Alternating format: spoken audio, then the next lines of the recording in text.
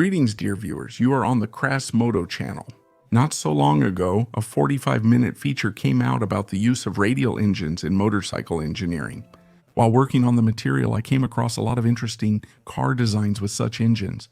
Even some armored vehicles, including tanks, were equipped with this type of engine.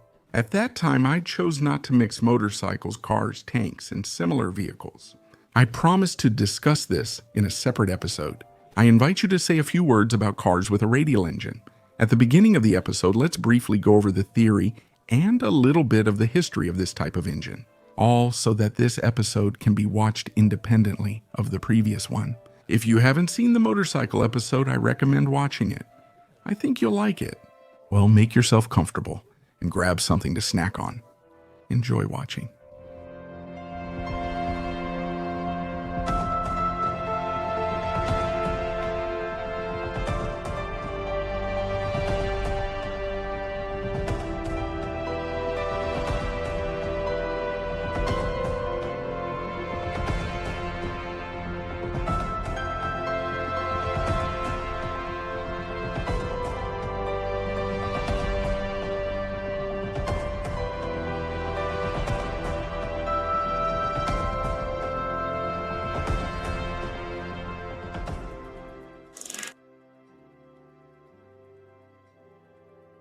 A radial or star-shaped engine is a piston engine with cylinders arranged like spokes around one crankshaft at equal angles.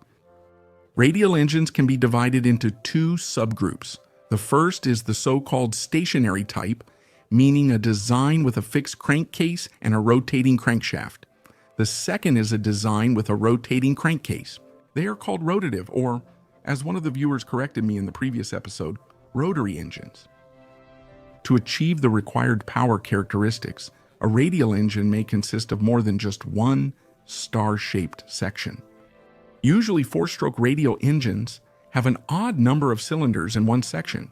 This is due to the optimal firing order in the cylinders. Having an odd number allows the spark to be given every other cylinder. For example, on a 5-cylinder star-shaped engine, the order will be as follows: 1, 3, 5, 2, 4, and then the cycle returns to the first cylinder. However, there are designs with an even number of cylinders in a section. These are mainly two-stroke engines, including diesel ones. An engine of this architecture has both advantages and naturally disadvantages. Advantages include a lightweight engine with high specific power and good balance.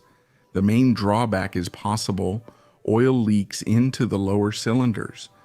The rotary or rotative design has more drawbacks, including a strong gyroscopic moment and high oil consumption.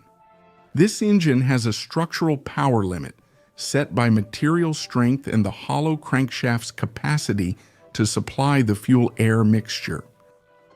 The first radial engine in history was created by the French engineer and inventor Félix Théodore Mille. In 1887, he invented a 5-cylinder rotary engine and patented it a year later.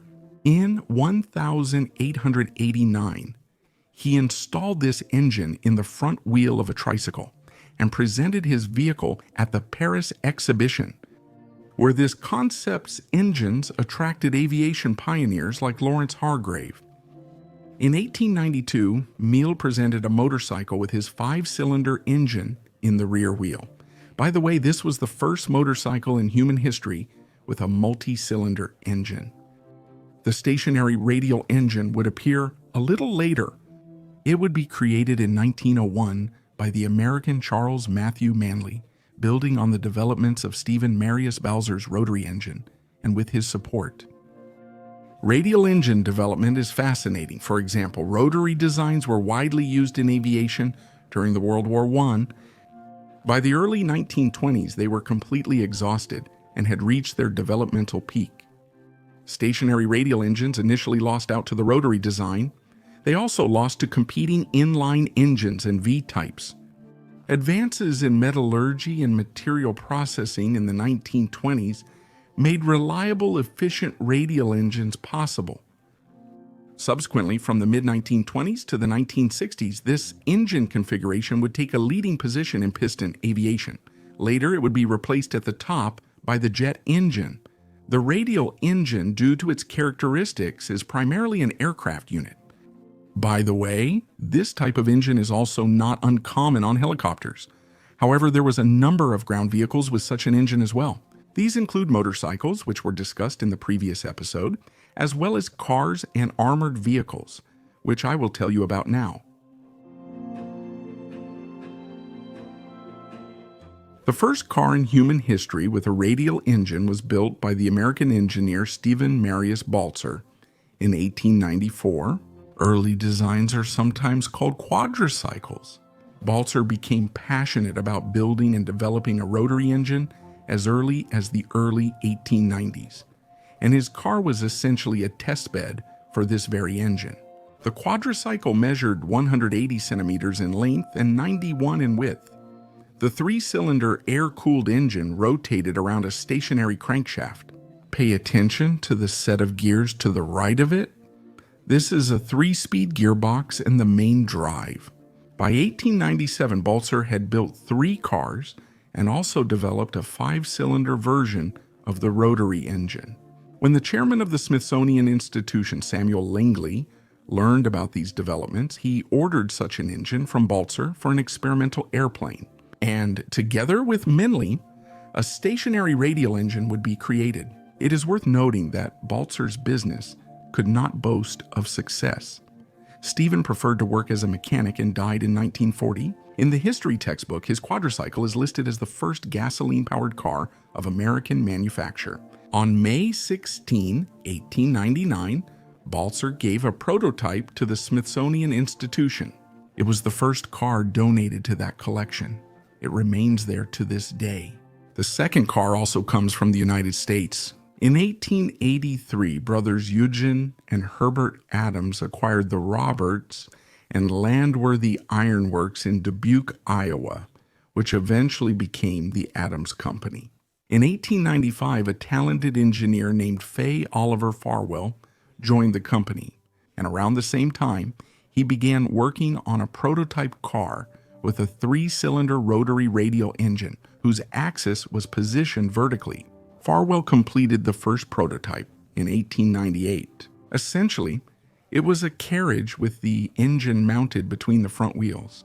This turned out to be impractical, so his second car, appropriately named Number 2, had the engine mounted in the rear, just like all subsequent Adams-Farwell cars. A little later, a 5-cylinder engine was developed. It would be installed in cars starting from 1906, and for the 3-cylinder unit, that would be its last year of use. Little is known about prototype number 4, which was probably similar to number 3 and was sold to a resident of Dubuque. Number 5 was shown at the Chicago Auto Show in February 1905, and the first orders for the car were taken. With minor modifications, it went into very limited production under the name Model 6, with a 3-cylinder engine of 4 liters and a power output of 25 horsepower. Speaking about its engine, the Adams-Farwell Company often used the slogan, "It spins like a top." In 1906, a 5-seat series, 6 appeared with an extended body and a 45 horsepower 5-cylinder engine with a displacement of 8,044 cubic centimeters. A year later, several versions of the Model 7 appeared with the same 45 horsepower engine. The Model 8. A gentleman's speed roadster received the shortest chassis and a more powerful engine. This sports car was very fast for its time, with a top speed of about 120 kilometers per hour. In 1907, most models disappeared, and Adams-Farwell offered only the improved Model 7A Touring, now with an even longer wheelbase and a higher price.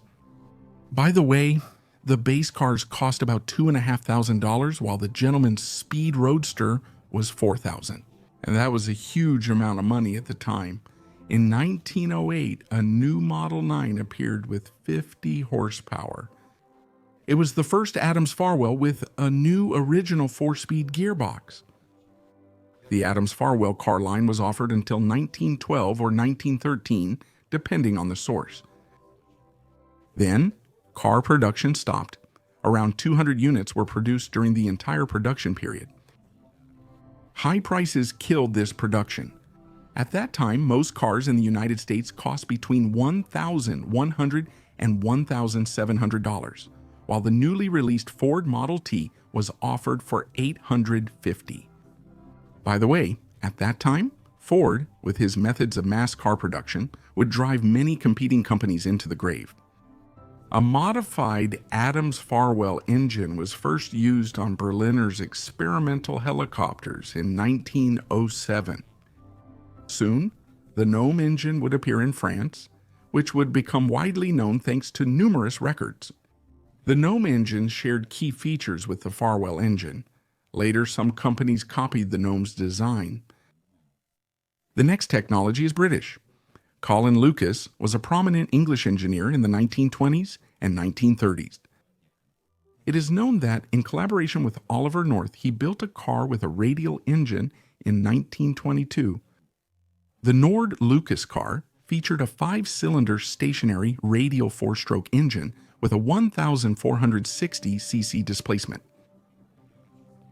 The cylinders were set horizontally, with the gearbox below and the engine at the car's rear.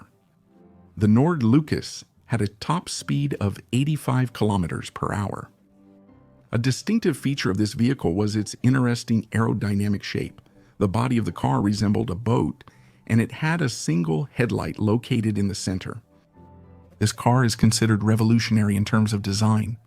Apparently, only a single example of the Nord-Lucas Radial by Chelsea Motor Building was ever built. An article in the May 1991 issue of Motorsport magazine claims that this car covered 105,000 kilometers from 1922 to 1928 without any major breakdowns or malfunctions. Lafitte is a French car that was produced in Paris from 1923 to 1928 by a company owned by Theodore Lafitte. Theodore was known for his innovative designs, and the cycle car he created made use of these innovations. The Lafitte car featured a 3-cylinder radial engine with 736 cc displacement and 22 horsepower. The engine was mounted in a movable frame, and its powered transmission system to the wheels was unique. It was a friction drive with a variable gear ratio. The steel flywheel on the engine had a spherical shape, and the mating part of the clutch was concave and covered with a paper friction material. By changing the position of the engine cage, the driver was able to control this process. In England, the car cost about 100 pounds. In its final production year, a 25 horsepower sports version was introduced, with the engine capacity increased to 900 cubic centimeters. The sports cycle car could reach 100 kilometers per hour. Julian Braun is the creator of the Julian Sport Coupe. Many businessmen name their companies after their last name. Julian did the opposite and named his company after his first name. Actually, Julian Braun was quite an eccentric person. He was the son of a wealthy industrialist and inherited $2.5 million at a fairly young age. Braun partied as much as he could. He owned nightclubs, got married 4 times, experimented with a boat powered by an electric motor, and at the same time tried his hand at car manufacturing. He started tinkering with cars back in the early 1910s, but what interests us is specifically the car from 1925. In 1922, Julian founded yet another, his third car company in his hometown of Syracuse, New York, called Julian Braun Development Corporation. And the car's development begins. Apparently, the goal was to surprise the market.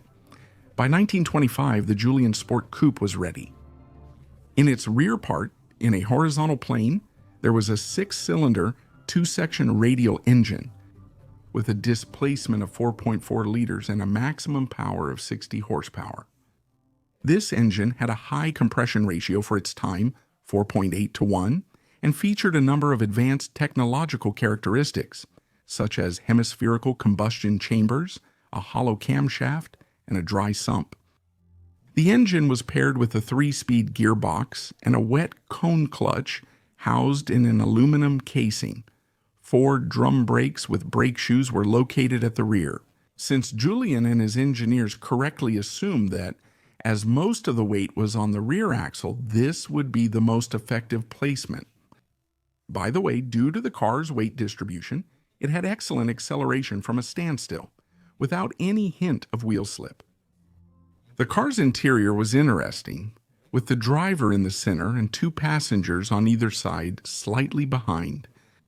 Pay attention to these small seats. They were intended for children. Julian designed the body, while Fleetwood, an American coach builder, handled its construction. The chassis and running gear went to Fleetwood, Pennsylvania, where a lightweight aluminum body was made. The ad for this technological marvel said the Julian Sport Coupe would cost around $2,500. The prototype reached the New York exhibition but received no paid pre-orders. Brown was unable to start production on his own, and the company declared bankruptcy in that same year, 1925. The unique car was kept in a barn until 1949, and then it was sold to a wealthy collector. In 1966, Bill Hara acquired and restored the Julian Sport Coupe. Since then, the car has traveled between vintage car exhibitions, impressing visitors. On screen now is a fascinating concept by Hans Rohrbach. The idea was to install a radial engine in each wheel, or at least in 2 of the wheels. The idea is clearly absurd. An article about Rohrbach's car concept was published in the May 1931 issue of Modern Mechanics magazine. This car, which looks like a rocket, was built in 1932 for a single purpose, to set another speed record. As of 1932, the absolute record belonged to the Bluebird car, driven by Malcolm Campbell. In February 1931, he reached 396 kilometers per hour, and the next year, 404. The French racer René Stubbs set out to break the record in a car of his own design. The record-breaking machine was built in Paris between 1930 and 1932. Engineers incorporated 3 Jupiter 9-cylinder radial aircraft engines, made by the British company Bristol, into the design. Each of the engines produced 480 horsepower at maximum power in stock form, although there are claims that the engines were tuned up to 600 or even 800 horsepower. To start the 3 aircraft engines, a separate Voisin car engine was used. This engine was also used for low-speed movement. In these old footage, you can see this very car driving through the streets of Paris. According to Stapp's estimates, the car could reach a maximum speed of up to 600 kilometers per hour, but this car was never destined to show its potential. René planned to go to the United States of America and break Malcolm Campbell's record in a race at Daytona Beach. But before that, he decided to test his creation on a local French beach called La Baule, where races were also often held. On April 26, 1932, while preparing for a speed run, Stapp's creation caught fire and burned down completely. René himself managed to escape. In the May 8, 1932 issue of the Italian magazine La Tribuna e Illustrata, it was reported that Stapp broke his knee in the fire and his mechanic was slightly injured. Very little is still known about this car, and its history is surrounded by rumors and speculation. Roy J. Meyer's car is notable not so much for its radial 6-cylinder engine, but for the operating principle of its system. It's a pneumobile, or simply put, compressed air stored in 4 cylinders behind the driver powers the engine, which in turn moves the car. Several newspapers and Popular Science magazine wrote about Myers and his vehicle in 1932. However, almost nothing is known about the further fate of the project or its specifications. It's not even clear whether the car was operational. Monaco Trossi. This car was built for racing, and it's probably one of the most unusual Grand Prix cars. Initially, to create the racing car, Augusto Monaco joined forces with an engineer named Giulio Aimini and this team received support from an influential employee of the Fiat company. Fiat's facilities were used to create and test the Radial engine. However, as soon as the engine was built and tested, a number of problems became apparent, and Fiat quickly refused to invest any more money in this project. Augusto had to look for new sponsors, and he found one. It was the racer and Count Felice Trossi who found success with the Alfa Romeo team. The car was built in Trossi's workshop and presented to the public at the Monza National Autodrome in July of '35 for tests and qualifying sessions as part of the preparations for the Italian Grand Prix. A little about the engine design and the car's specifications. Monaco Trossi was equipped with a 16-cylinder, two-stroke radial engine with a displacement of 3,982 cubic centimeters. The cylinder diameter was 65 millimeters, and the piston stroke was 75. The cylinders were arranged in 2 rows of 8, with each front and rear cylinder located in the same block. The combustion chamber for the paired cylinders was shared. This design is similar to the Gorelli scheme. Behind the engine were 2 Zoller M160 superchargers, providing a pressure of 0.68 atmospheres. The engine produced 250 horsepower at maximum power at 6,000 revolutions per minute. The torque from the engine was transmitted through the clutch to a 4-speed gearbox and then to the front wheels. The car weighed 710 kilograms. Amini and Trossi both tested the car at Monza. The car could reach 240 kilometers per hour and was already entered in the 1935 Italian Grand Prix participant list. However, a number of problems emerged. The engine was prone to overheating and destroying spark plugs. But that wasn't the biggest problem. The situation was much more serious with the car's poor maneuverability in turns. This negative aspect was due to the weight distribution. 75% was on the front axle and only a quarter on the rear. Monaco Trossi was unsafe, and since this issue couldn't be resolved without a major redesign of the car, they had to withdraw from the races. As a result, he never got to participate in a race. After the death of Count Trossi in '49, this car was donated by his widow to the Automobile Museum in Turin, where it is currently on display. Chrysler expressed some interest in the radial engine in the 1930s. The small car prototype, called Star, featured a 5-cylinder, 4-stroke star-shaped engine with liquid cooling. Its displacement was a modest 1,091 cubic centimeters, and the maximum power was around 30 horsepower. The photo with the front section removed shows this was a front-wheel drive car. The first car was decommissioned shortly after the tests were completed in 1936, but the coupe version lasted all the way until World War II. As you may have noticed, interest in the radial engine as a car power unit gradually faded away. If Adams, Farwell, and Lafitte were produced in some series, and the same Julian was planned to be produced in some quantity, then by the 30s, cars with radial engines remained one-off creations. The situation is quite simple. In the early period of automobile manufacturing, you could find a lot of elaborate and exotic designs. Engineers built everything their imagination and resources allowed. However, a large number of these designs did not stand the test of time. They turned out to be either too expensive, too complicated, or simply inconvenient to use. The rotary engine experienced a boom during World War I, but by the 1920s it had become obsolete due to its shortcomings and limitations. The radial engine proved and continues to prove itself successful in aviation, but in the automotive industry its layout was not very convenient for installation in cars. Competition and common sense won out over exotic designs, which is why cars have familiar inline and V-type engines under the hood. After World War II and to this day, all cars with radial engines are homemade. Only in the second half of the 2010s did the prerequisites for a small renaissance of the radial engine in the automotive industry appear, and this renaissance is happening thanks to the Australian company Radial Motion. Those who watch the episode about motorcycles with such engines, I hope, Remember the motorcycle project for setting a speed record called LFO, whose heart is a 3-cylinder engine from this company. Radial Motion began developing their engine in 2017.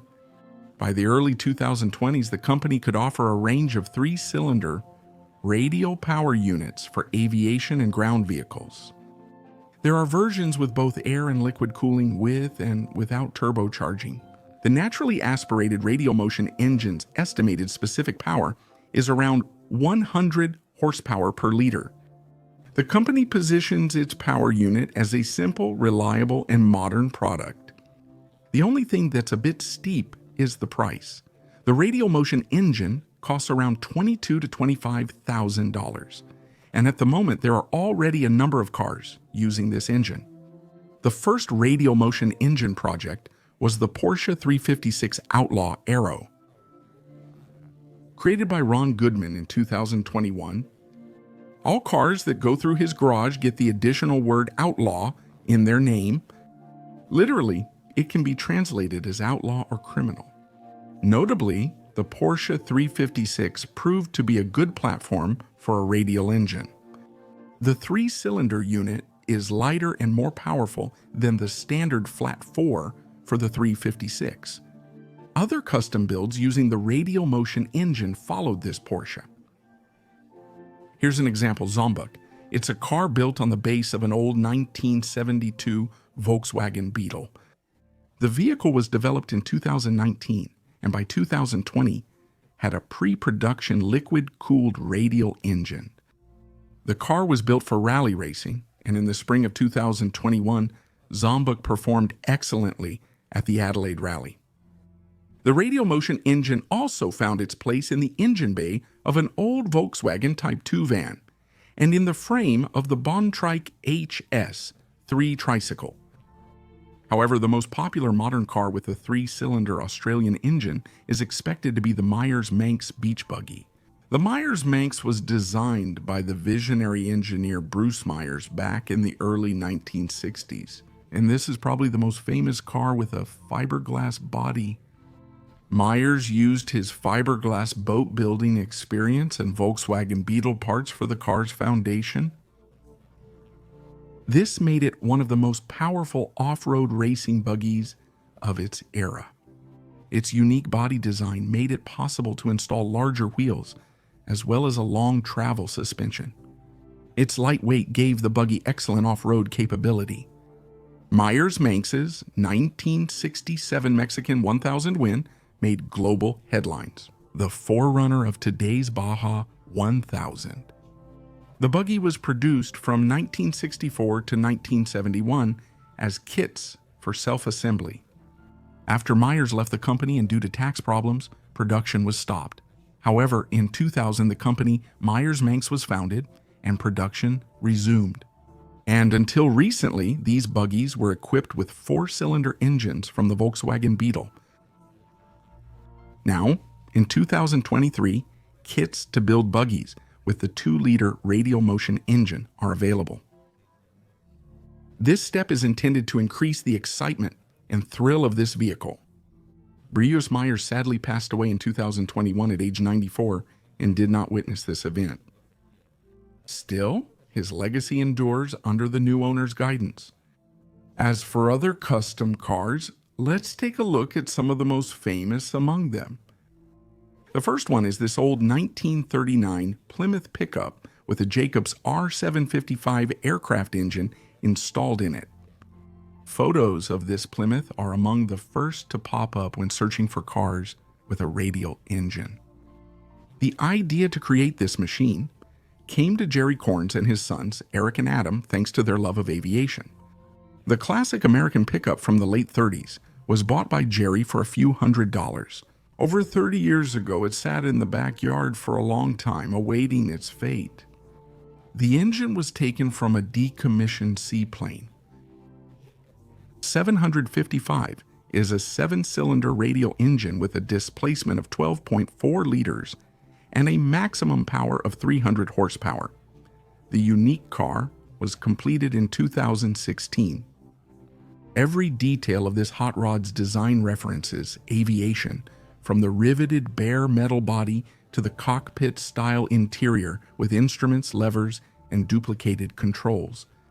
It turned out to be an excellent show truck, which is not very suitable for everyday driving, but it's damn attractive.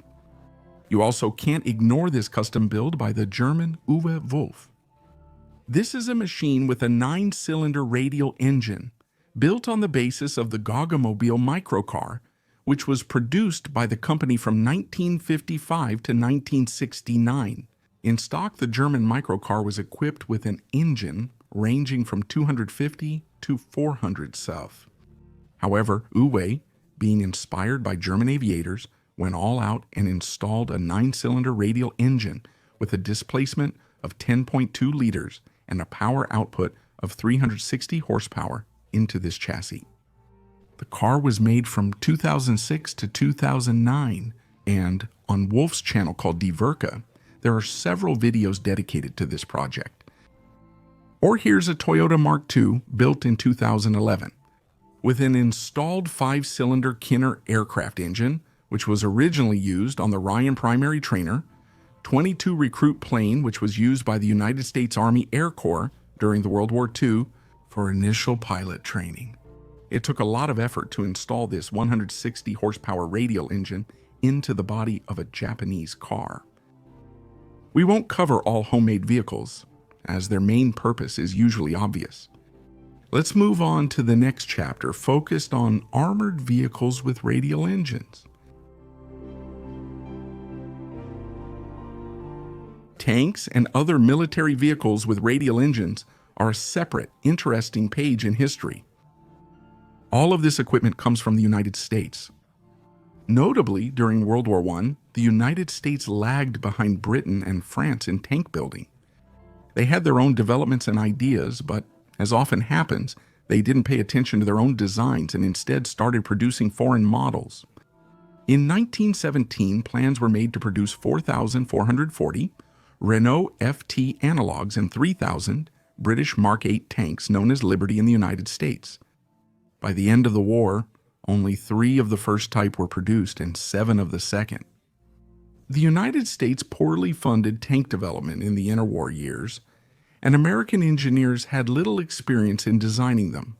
From 1920 to 1934 inclusive, only 31 tanks were built. Not 31 models in some quantity, but only 31 units in total. In the early 30s, the situation began to change. Military officials realized that the world is on the brink of war, and this war will be mechanized.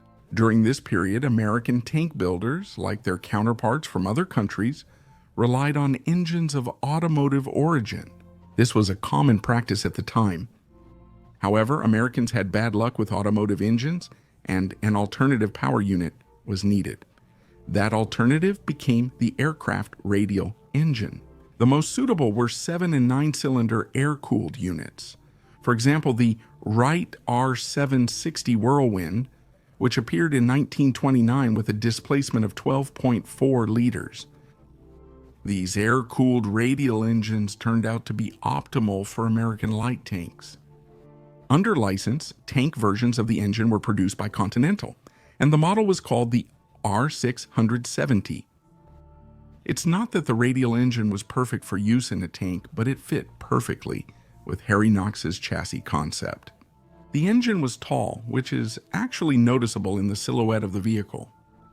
On the other hand, it turned out to be short, and its weight was only 260 kilograms with a power output of 250 horsepower. It's no surprise that the Continental Air 670 remained the only option for a long time. Efforts to replace the Continental began as early as the late 1930s. The engine was fuel-hungry, required high-octane gasoline, also had starting problems, and its service life was not impressive. The alternative was the radial diesel unit, Giberson T1020. The M1 light tank received a radial engine for the first time in 1935. This was the first production tank made in the United States since 1918. The M1 was produced in 113 units. About 30 had a Giberson engine, while the rest used a Continental. That year, the M2 light tank debuted with an R670 engine. Later, some M3 Stuart tanks and the landing vehicle tracked 2 Vought Buffalo amphibious vehicle also used this engine. For heavier vehicles, it was decided to use the more powerful 400 horsepower 9-cylinder Wright R975, which was also produced for tanks at the Continental plant. Wright would build 7,000 of these engines for aviation, while Continental would make up to 53,000 for ground vehicles. The R975 found its place under the armor of vehicles such as the M2 and M3 Lee medium tanks, the M18 Hellcat tank destroyer, the most effective United States tank killer of World War II. On the M44 and M7 Priest self-propelled howitzers. And the Wright R975 was also installed on the most widely used tank by the United States and Western Allies in World War II. This is the M4 Sherman. The Sherman turned out to be reliable, relatively inexpensive to produce, and available in large numbers, and it also served as the basis for the creation of other armored fighting vehicles. A total of 49,234 M4S were produced. At the same time, a third of that number, which is about 17,000, were equipped with a Wright Continental engine. The other two-thirds of M4S had different types and layouts of engines. For example, the gasoline V8 Ford GAA, the 2-row diesel General Motors 6046, or the multi-row gasoline Chrysler A57. This engine has 5 rows of 6 cylinders. A small series of Shermans received the Wright R1820 Cyclone diesel engine as their power unit. As you can see, the search for alternative power units never ceased. By 1942, there were already strong competitors to the Radial engine. In 1941, a decision was made to use Cadillac Series 42 automobile engines. As later events showed, the choice turned out to be correct. The spark of automobile engines turned out to be more successful than a Radial aircraft engine of similar power. Moreover, operating such an engine was easier. The days of tank Radial engines were numbered, and by the 1950s, American tank builders had forgotten about them. I'm not really an expert on armored vehicles. However, looking at the silhouettes of all these American tanks, I see one common problem that, in my opinion, was one of the reasons why they abandoned the Radial engine. All this armored equipment is tall, making it easier to target than low-profile vehicles. That's a little page from the history of tanks with Radial engines. If I missed anything, let me know in the comments. So what can we say in conclusion to this story? Cars with Radial engines did exist. However, due to the characteristics and drawbacks of this type of piston engine, they never became widespread. The same goes for motorcycles with similar power units. As for American tank manufacturing, that's a unique case. It's one of those situations where an engine designed specifically for aviation for a short period turned out to be the only viable option for armored vehicles. With that, my story ends. I hope I was able to share this information with you in a detailed and interesting way. And if you think this story is worthy, don't forget to support my work by sharing, commenting, and subscribing. By the way, I have a channel on Telegram where I post additional information, such as which episodes are planned for the future. This was Crass Moto Channel. See you next time.